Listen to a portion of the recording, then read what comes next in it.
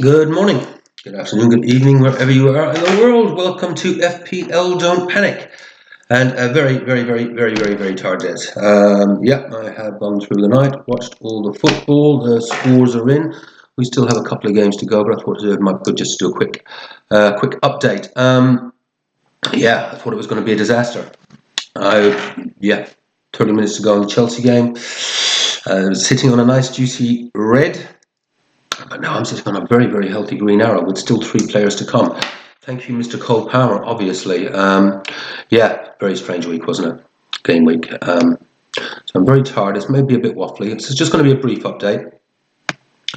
And I'm going to do a more detailed one when the final games are finished and the final scores on the doors are in. But yeah, so far so good. Let's get this up so it's get better. So yeah, currently sitting on 65 points and a rank rise of 99,000. Nearly 100,000 to get me up to 106, just under 107,000, which I'm very happy with, particularly the way the week seemed to be going. I didn't actually get the news. I knew that there was a storm coming in. So I kind of just really set things up as I thought would be best work for me. As it turned out, I've needed everyone off my bench, to be honest with you. Obviously, we had the Salah and the Van Dijk situation. So I had my voice on Palmer because I was actually off grid. Working out outside Auckland, and I didn't actually have any internet access, so I just set things up appropriately. But yeah, I had the vice on Palmer anyways. So that would have worked out, and the bench worked reasonably well. Obviously Ahmed coming in with that 5 was very useful because it was actually a differential in the end, wasn't it? And Konza, you beauty, mate, you absolute beauty with that 8-pointer. Finally got my reward from Bruno Fernandes, but in breaking news, Bruno is already gone. I'm going to talk much more about that in my video after the game week's ended, when I do a season so far review and the sale of Bruno to, I believe, this guy that I've sold him for has got me 3.7 million in the bank. I think he's been flying under the radar. I have to admit, it was a tip off. I was actually looking at options for who I was going to replace Bruno with. I hadn't even thought of this guy. He was flying so far under the radar. Guarantee you he will not be under the radar after this week. It might be time to get ahead of the curve if you're looking to sort of free up some funds yourself. But yeah, thanks Liam for putting me onto that one. Really, that's going to work really nicely because this guy's going to rotate so beautifully with Ahmad, and is actually going to free up funds. So I'm not sure if I'm going to do a strategic worsening of points, or as you guys call it, a hit. But it actually has freed up enough funds that in a gradual process, I think I may take 1 or 2 hits. I'll see. I'm just going to do my analysis on the teams it stands. But it is going to allow me to bring in, I could actually go for Trent, indeed, but I can definitely be able to get Raya in. I'll be able to get Isak in. And that's starting 11 and then with either Ahmad or this other player. Is going to look really good as it's heading into that my next phase of my strategy, sort of 16 to game week 16 to 20. But yeah, back to the matter in hand. I've got Fabianski still to come tomorrow. No problem with him not keeping a clean sheet and just getting the 2 points. If it means Cunha, who I've also got to play yet, and Aït-Nouri come in with some points for me. It will not surprise me if they just end up getting 2 points each and I end up on exactly 71. Which some of you may remember was my prediction for this game week. So hopefully I'll end up above my prediction. But yeah, Hall just coming in for the 1 point. No damage done there. I brought Virgil in, and he was supposed to be my starter, and I brought him in for. Gvardiol didn't do anything this week, anyways, for City. So no surprises there. I did say last week, I said I don't trust City, I don't trust their defence, and I don't trust rotations. And as it was on this occasion, definitely don't trust the defence. So no real damage done there by buying Virgil this game week and him not starting. And Hall basically came in and got exactly what Gvardiol would have done anyways. And now I've got Virgil lined up for some great fixtures in the coming weeks. Disappointments, I guess. Saka. It was a toenail offside from the player that crossed the ball in for him for his header, because I thought, oh, yay, and then gone. It was very emotional, folks. It was very, very emotional. Bruno, fantastic. Well, he could have had a big haul, couldn't he? It is possible I could live to regret selling Bruno.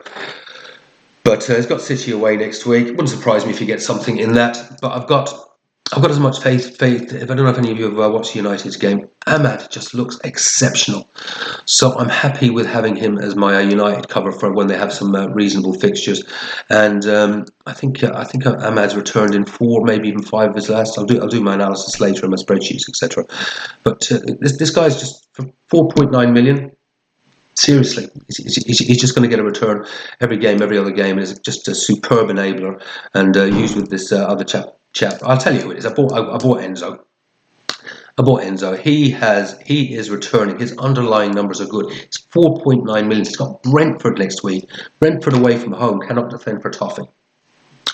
And then he rotates beautifully with Ahmad over the next 4 or 5 games. Which, as I say, as I'm setting out my 16 to 20 strategy, and that's given me 3 points high at 7 million, which I'm going to be able to do so much with. I've got to get that defence sorted out, be able to get my goalkeeper situation sorted out, and I'll be able to bring in Isak as well. Question is, it's going to take 4 or 5 moves, and the temptation is to say, just sod it, this is what I want. Just take the hits and just do it. But I think, given how this game week has gone, that hopefully if things go well tomorrow, I might just scrape into the top 100k. I'm certainly going to be well ahead of where I plan to be 5 or 6 game weeks ago when things went off the rails slightly. So I think it might be just a little, don't do anything silly, Des. Don't do anything silly. Maybe take an odd hit. Maybe move a player out for a difficult fixture and bring in one of the ones you want. I actually will have enough to beat price rises and drops. I think if anything's happening to any of these players that I'm interested in, there is actually a little bit of a buffer there that I should just be able to get through a few game weeks. And as I gradually bring these players in, and obviously it's subject to form. Although I'm saying I want to look at bringing in Isak. Who am I looking at? Isak, possibly Saliba, could go for Timber, or Trent or Gomez. Moving towards a double Arsenal, double Liverpool defence, and another higher level type striker. Because it does seem to be dropping off now with these cheaper strikers. Wizard's probably I think maybe I should have kept Wizards as maybe my striker, because you can always rely on him to get something at home. He's guaranteed a goal at home. But it'll be between João Pedro and Cunha, and I do think I will keep João Pedro. A little bit of a minute's risk there. He does seem to be coming off early, and you sort of know when you get to half time if he hasn't done anything. He's coming off in 60 or 70 minutes. It's a little bit of a pain, to be honest with you. So I've got to put a little bit of thought around that. Do I persevere there?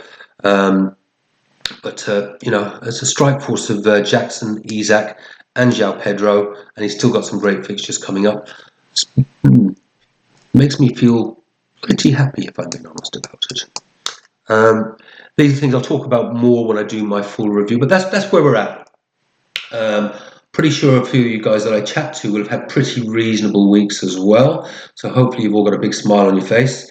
Pretty confident Liam has, especially if he has Captain Palmer, because he had Enzo and Palmer. I guess this is a week as well where we really did rely on having some strength from that bench. So I had Cons in the starting lineup anyways because he had that great home fixture. But it was great just getting Ahmad off the bench with the 5-pointer. I think Aït-Nouri's come off the bench, so fingers crossed he can do something for me tomorrow. I've got you never know. It's West Ham. They can be a bit toothless, but I'd fancy more for an attacking return because West Ham are pretty weak defensively, particularly away from home. So it will be what it will be. In the meantime, honestly, given where that was going with about 30 minutes to go before the in that Chelsea match. I thought, yeah, we're going to be down into about 2, 3, 400,000 by the end of this shenanigans. To be just outside the top 100k is nothing short of a miracle. So I'm happy. I hope you guys are happy too. I'm going to leave it at that. I'll do a proper full review and talk through my plans for the next 5 or 6 game week in a little bit more detail.